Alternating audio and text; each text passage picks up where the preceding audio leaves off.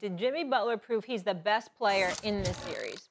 A two-way player who does it on both ends.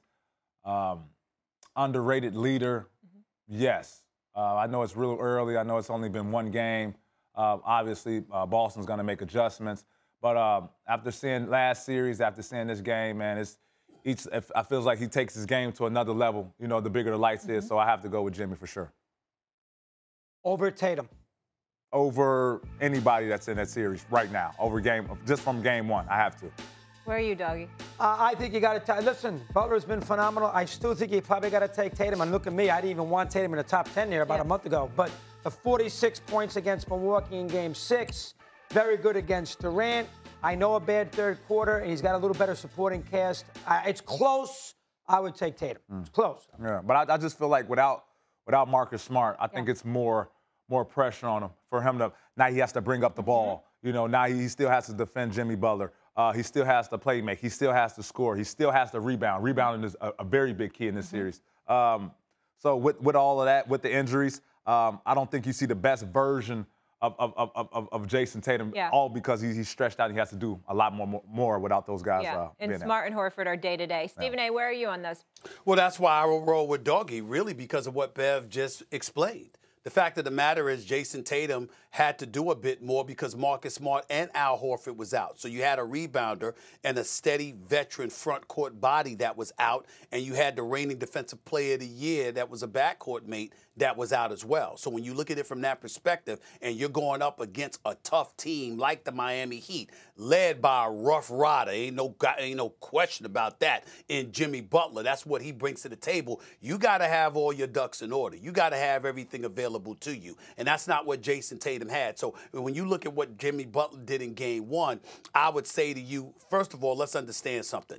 They punked the Boston Celtics in the third quarter. I mean, when you come out there, you go on a 22-2 run. When you force Jayson Tatum into 6 turnovers and just 2 shot attempts in the quarter. When you outscore them by 25 in the quarter from open and tap of the third quarter, and that's really where the game was won, then obviously on this particular day, there's nothing to sneeze at in regards to Jimmy Butler. He set the tone in every way, not just scoring, but defensively. I mean, he forced 4 turnovers himself. And so when you look at it from that perspective, I understand how anybody would think that.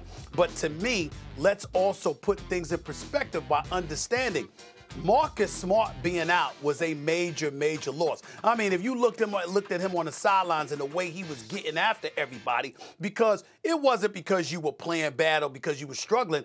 It was because Miami's physicality overwhelmed you. And that's not something that is supposed to happen. And, Bev, you can appreciate this practically better than anybody in the NBA. It's one thing to lose a basketball game. It's another thing entirely to have your heart snatched out of your chest. And imagine that you are on the bench and you can't play.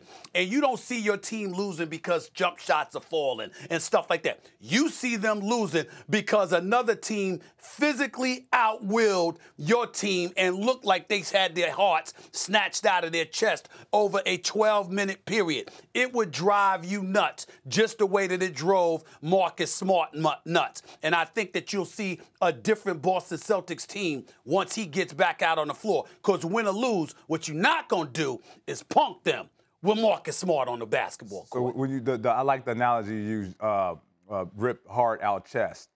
I just don't think if Boston is not healthy and Marcus Smart and Al Horford is not playing, I don't see Boston beating Miami I agree. consistently over and over again. I just don't see it. The healthiest team always wins. Everyone in the league knows that.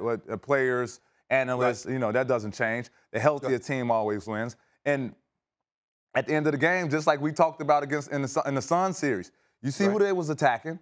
You see who they wanted that mismatch against. They got it. They couldn't do nothing about it. You can't change your personnel overnight.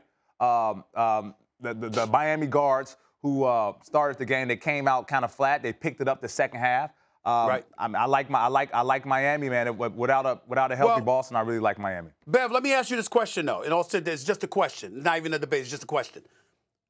It's one thing for Marcus Smart and Al Horford to be out. It's another thing entirely to find out at the 11th hour that they're out. True. We were wondering whether Marcus Smart was going to play, guys, Doggy, Bev, and then we found out he wasn't going to play. Al Horford, all of a sudden, we all walked into the arena. I didn't know that Al Horford wasn't playing until we walked into the arena.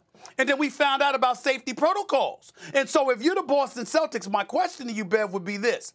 To lose 2 starters, particularly of that magnitude, at the last minute, how much does that factor in to the kind of pass, per se, that Boston could have because of what happened last night? I think it takes away, obviously, it takes away from the mental psyche, obviously. The team does, when Marcus Smart plays, the team does have a makeup of Marcus Smart, whatever that is, if that's the pit bull, if that's the dog, but whatever his persona is and his makeup is, the team takes up that makeup when he plays. When he doesn't play, the team takes up the makeup of a Jaylen Brown as a Jayson Tatum. I'm not saying it's a bad thing. I'm just saying it's very different at that point.